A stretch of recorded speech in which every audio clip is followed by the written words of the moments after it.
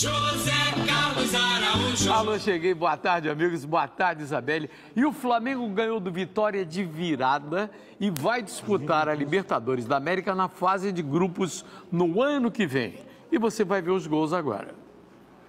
De um lado, a briga contra o rebaixamento, do outro, a briga pela Libertadores. E quem saiu na frente foi o Vitória. Carlos Eduardo recebeu a bola na área e mandou no canto esquerdo de César. A reação do Flamengo veio na segunda etapa. Vinícius Júnior driblou Kaique e tocou para Arão. Ele dominou e mandou para Rafael Vaz bater de canhota e deixar tudo igual. Com emoção até o fim, o gol da virada veio de pênalti aos 50 minutos. Diego foi para a cobrança e fez. Final, Flamengo 2, Vitória 1. Mesmo com a derrota, os outros resultados garantiram vitória na Série A. Já o Mengão vai para a fase de grupos da Libertadores do ano que vem. Gerson Canhotinha comentou esse jogo ao lado do Jota Santiago. Isso. Eu pergunto para você, o goleirão César voltou a brilhar de novo, não é isso? Muito boa tarde, garotinho. Boa tarde, amigos. Esse César, você que é Flamengo, é aquele que ficou 30 anos na reserva? É, ele é da base, foi da época do Zé Ricardo. Da época do Zé Ricardo. Foi o craque do jogo. Fez duas grandes, enormes defesas. Tranquilo. Agora, ô, seu Rueda, o senhor demora para enxergar o jogo. Depois que botou o Vinícius, o jogo fez assim, abriu no Flamengo. E a jogada do primeiro gol foi exatamente em cima do Vinícius, driblando o zagueiro dentro da área. E se ele caísse, seria pênalti, porque o zagueiro ainda deu uma trombada nele. Seu Rueda, enxerga mais rapidamente, porque senão ninguém aguenta. Quero mandar um beijo aqui, todo especial, para a dona Sueli Alvarenga e para o Fábio Alvarenga, né? Esposa, né? E pai do Fabinho, do nosso querido, saudoso, né? Alvarenga, que a gente traz no coração, e ele conheci muito bem, na base do Fluminense. Querido Alvarenga, se você tivesse aqui, gostaríamos. A base seria outra. Ainda falando do Flamengo, com um detalhe, o Flamengo contratou gente pra caramba, mas quando o Rueda botou a garotada, inclusive o César só entrou por causa da lesão, da fratura na clavícula do Diego, o goleiro, Diego Alves. Aí o que aconteceu? Vinícius entrou, mudou o jogo, o Paquetá com o Viseu estão arrebentando. Ontem o Paquetá não jogou tão bem, não. A garotada vai ser a solução no ano que vem de novo, Gilson? Vai ser. Fala do Rueda. Fala do Rueda. O Rueda não pode ser Papai Noel, ele não gosta de garotada. Então não dá para ser Papai Noel, seu Rueda. Para ser Papai Noel tem que gostar de garotada, você não gosta? Quando a gente acha que já ouviu Era o Zé Ricardo trabalhava com a garotada, lembra? Foi campeão na base, com a garotada. Conhece a garotada toda, o Rueda está conhecendo agora, conhece um aqui, conhece outro ali, conhece mais um ali, vai colocando aos poucos. Importante, garotinho, é que o Flamengo fez a alegria de muita gente. A galera tá vibrando aí porque o Flamengo ajudou aqui, ajudou ali. É o irmão Flamengo, ajuda o próximo. E com um detalhe, tem uma torcida muito grande pelo Flamengo nessa Sul-Americana.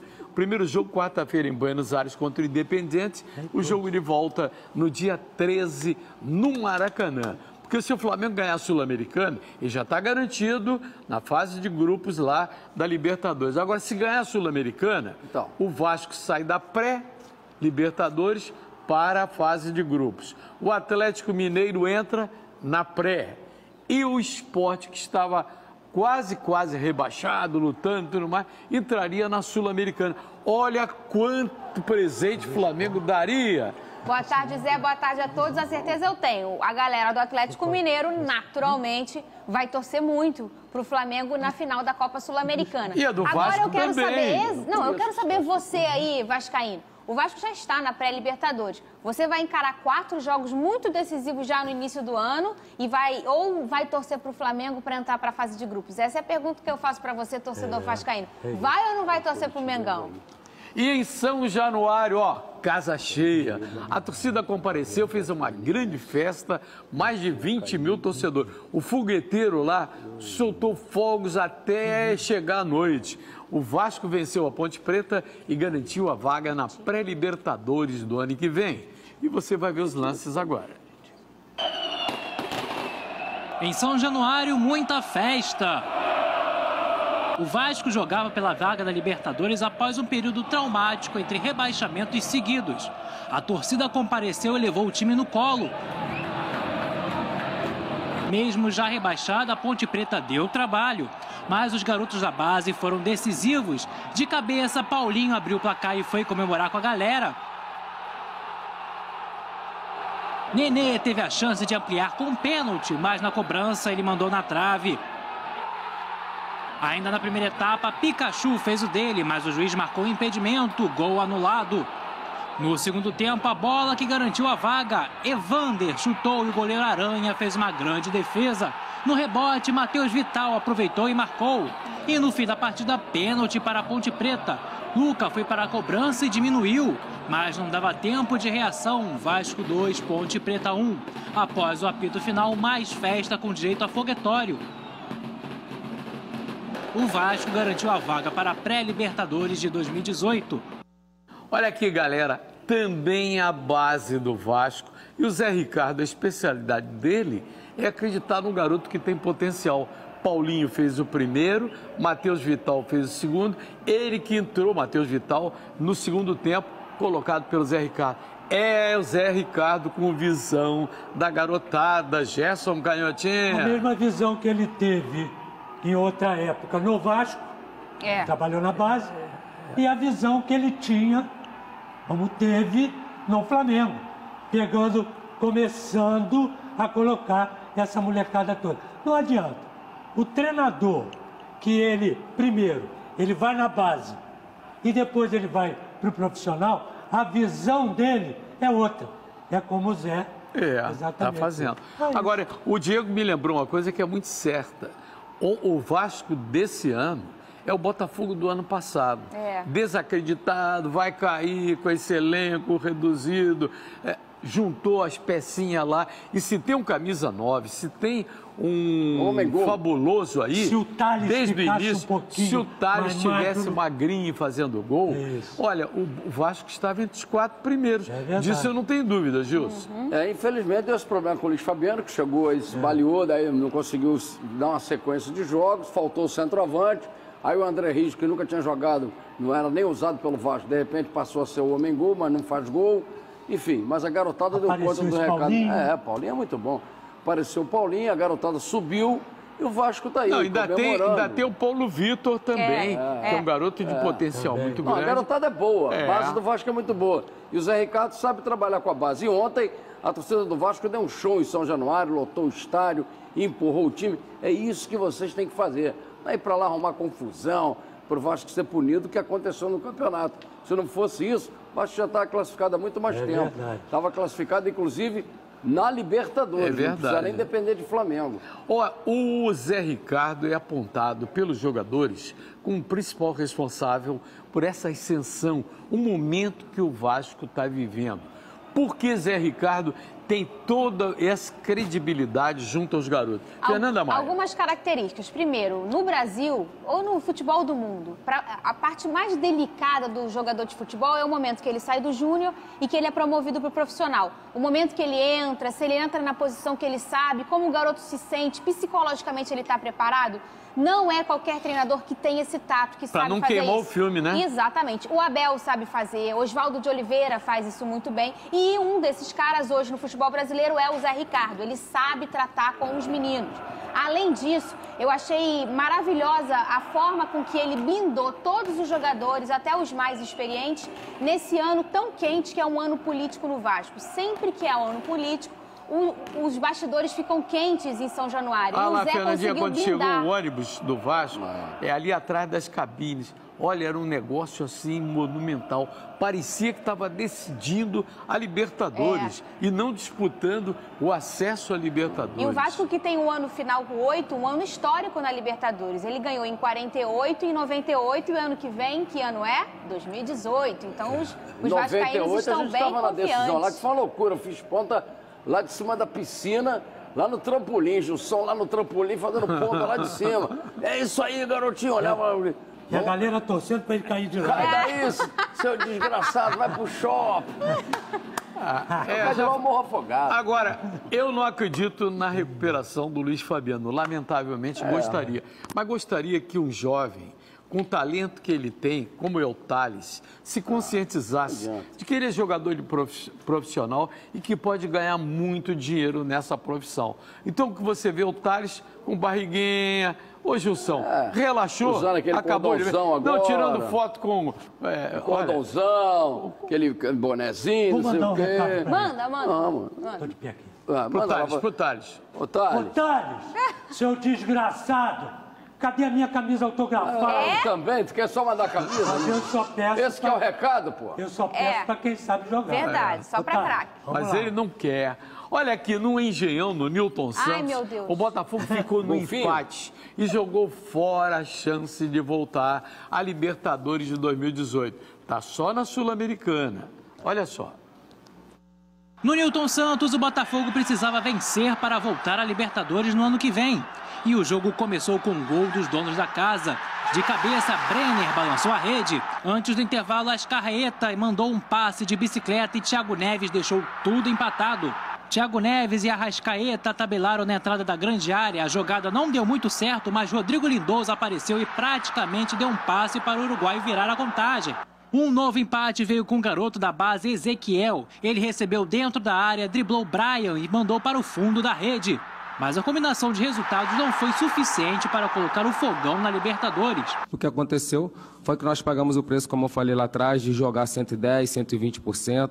Não tem culpado. Não adianta eu falar aqui que tem culpado, que não tem, porque a diretoria fez todo o seu esforço para repor esses jogadores que nós perdemos, mas financeiramente o clube não tem. Em 10º lugar, o Alvinegro garantiu a vaga da Sul-Americana do ano que vem. É muito pouco para a expectativa que havia em torno do Botafogo. Se houve aquele momento de tristeza no domingo, ontem, pelo menos houve uma esperança. Esse Ezequiel era a sensação da base. Ele é tudo isso, Fernando? É tudo isso, sim. Inclusive, antes do jogo ontem, eu mandei mensagem para o Jair e falei, sonhei que o Ezequiel fazia um golaço. E o menino entrou e realmente fez. O garoto joga muita bola e ele é uma das grandes promessas no profissional do ano que vem. Quem conseguiu acompanhar o Sub-20 do Botafogo com o Ezequiel sabe que esse menino joga muita bola.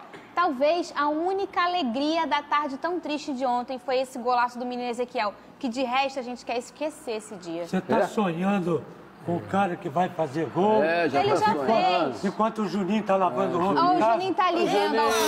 Tá lavando roupa. Agora, Gerson, nos últimos 18, o Botafogo só ganhou 2 pontos, cara. É muito pouco. Foi ruim nessa agora. reta final. Foi ruim. Caiu de produção por quê? Exatamente. Esse é que é o problema. É simples isso. Esse não precisa fazer matemática nenhuma. É simples. É a falta do Roger? Não. A ausência do Roger? Não é O ausência. Botafogo sentiu. Eu sei que o João Paulo, quando não joga ou joga mal, o Botafogo não rende. Mas é o mesmo time em 3 frentes. O grupo é. É o mesmo. Aí você tira 1 e 2, né? Troca. Não é a mesma coisa. Então, isso todo mundo. E o próprio Jorge Abinho está avisando isso há muito tempo. É verdade. Eu só tenho um time e 2 ou 3 reservas. Para 3 frentes. Eu vou até onde eu posso. Não posso fazer mais. O cara não é mágico. Esse que é o problema. Ele é um dos melhores treinadores desse país, ou desse campeonato, se vocês querem assim. Agora milagre, ninguém pode fazer. Verdade. Agora picharam a sede, tem uma confusão do lado de fora na saída depois do jogo. Isso não resolve. Aí os caras estão encarnando negócio de golfinho, que é o golfinho. Ele queria falar isso, ele tá doido pra falar isso. Juninho que mandou essa mensagem. Juninho, fala que seu marido briga com ele que mandou esse som. Eu mandei E olha mensagem aqui, pro ele a Chapecoense, que perdeu inteiramente o grupo, com o seu esforço próprio, chegou lá na pré-Libertadores com o Vasco. Com um detalhe, repito, se o Flamengo for campeão da Sul-Americana, o Vasco vai para a fase de grupo da Libertadores e, além da Chapecoense, sobe o Atlético Mineiro. Daí o Galo, como lembrou a Fernandinha, está torcendo pelo Flamengo. Mas eu acho que o Vascaíno também, no fundo, vai torcer. Mas você vê uma coisa, o Botafogo sofreu esses problemas todos.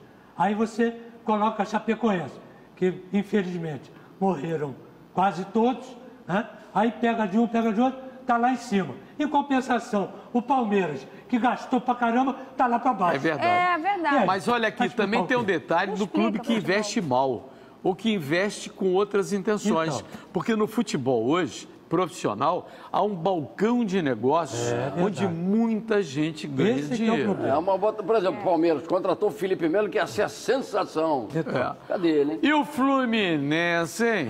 Ficou no empate diante do Atlético comercial. Goianiense e garantiu uma vaga na Sul-Americana no ano que vem.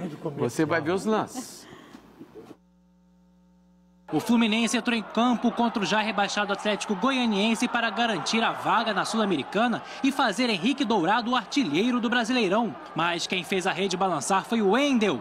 Ele bateu colocado no canto esquerdo e fez um lindo gol. 5 minutos depois, Andrigo fez o cruzamento e sem goleiro, Diego Rosa chutou e balançou a rede. Final, Fluminense 1, Atlético Goianiense também 1. Mesmo com o empate, o tricolor garantiu a classificação para a Sul-Americana do ano que vem. E olha, vai ter uma debandada geral, Gerson, porque vai ter uma barca muito longa. Pelo menos dirigentes do Fluminense dizem que os jogadores que ganham salários mais elevados e que são aqueles que têm mais idade vão partir. Pois é. Hashtag partiu Flu. É verdade. Aí o que acontece? Aí o Abel, há uma semana atrás, falou que desse jeito não ia poder ficar. Será que ele vai ficar? E outra coisa, os melhorzinhos vão embora, tá certo? A barca ruim também vai. Vai sobrar quem? Não sei. Não sei. Mas a base vai ser prestigiada. Tomara que a base seja prestigiada. Para tudo, vai balançar a rede, eu vou pedir comercial e daqui a pouquinho a Vivi vai contar uma novidade para você. Eu já sei qual é e você vai saber daqui a pouquinho. Balança a rede, até já. Scarpa. Vai lá. Lançamento e gol. Só você salva. Escapou da segunda divisão, pronto. Não é mais o mesmo. É isso, hein?